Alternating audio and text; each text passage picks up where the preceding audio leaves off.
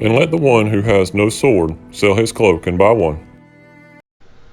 Alright guys, we're going to be making the H&K USP 9. This is the full size. It's going to have optic cut. It's got a threaded barrel, so we're going to compact cut it. It's going to sit right hand appendix and the waistband. Alright, let's get it going.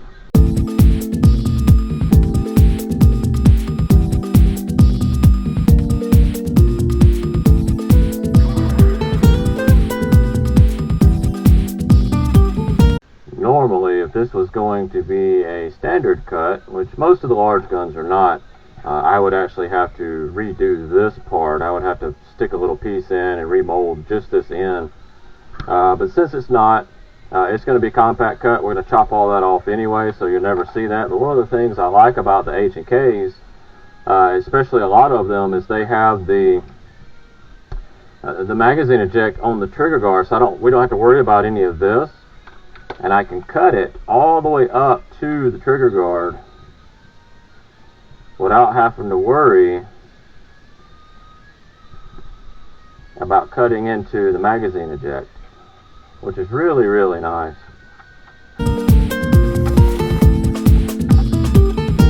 They have these big large plates sitting on top, so I have to cut them up so that plate, hopefully that plate will fit.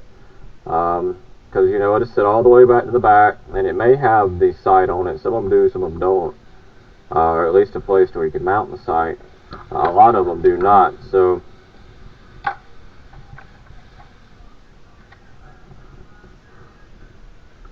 I'm going to mark it in. I'm going to cut it high, higher than I normally would any other one. And what we want to do is we want to miss this, so we want this to still be here for the safety.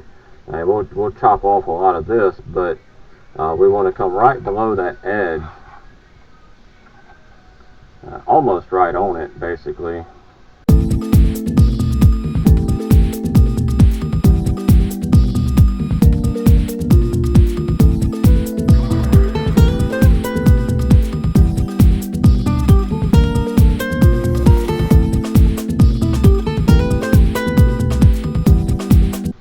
These H&Ks, I had a P30 light LEM, love that gun, but I'm an optics guy, and it was another $1,000 to get an optic on it, so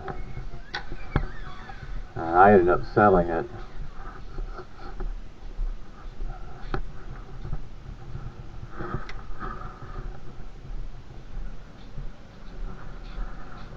Go ahead and get my ventilation system cut off. So if you don't know anything about my ventilation, it's right here. It's got the fan that blows most of the dust out through the ventilation. Helps the lungs out a little bit. I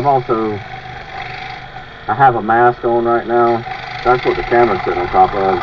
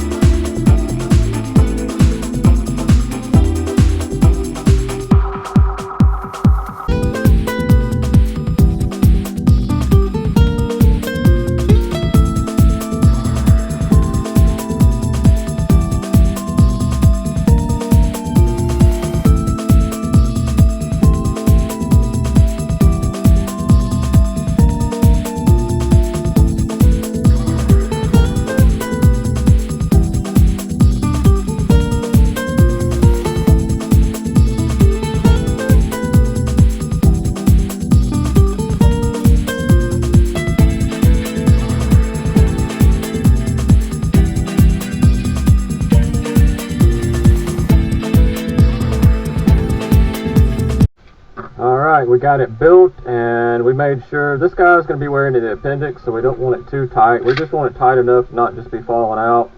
I don't know how to hold it so you can see that. My fingers aren't touching. But we don't want it so tight in the appendix that he can't get it out, because in the appendix it's going to sandwich a little bit right through here.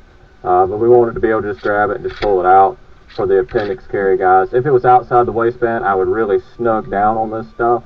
But we got everything set up. I always take my sheet. It's the USP 9. We have the optic cut, threaded barrel, which gets the compact cut. We've got all that cut off. A little burr. A little squiggly right there. Let me get that off.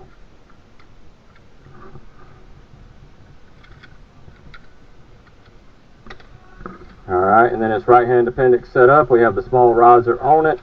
Got the large riser there. So this gun is good to go. I'm going to put this in the package. I'll throw that down in there. Then I'm going to put it in the flat rate padded envelope to mail it off to him. And that's a wrap. That was done. See y'all on the next one. Hey guys, make sure you hit that like button and subscribe if you don't mind, and share it if you would. This really helps out with the YouTube algorithm. Also, we offer different styles of training. So we offer concealed weapons classes here in Anderson, South Carolina. Also, we offer advanced training, and we offer church safety team training. So you can go check all that out at defensetraining.org. And then, of course, we make holsters. We have our online holster store, so if you go check that out, and that's holstersbydefensetraining.com. And all these links are below. Thanks, guys. Have a great day.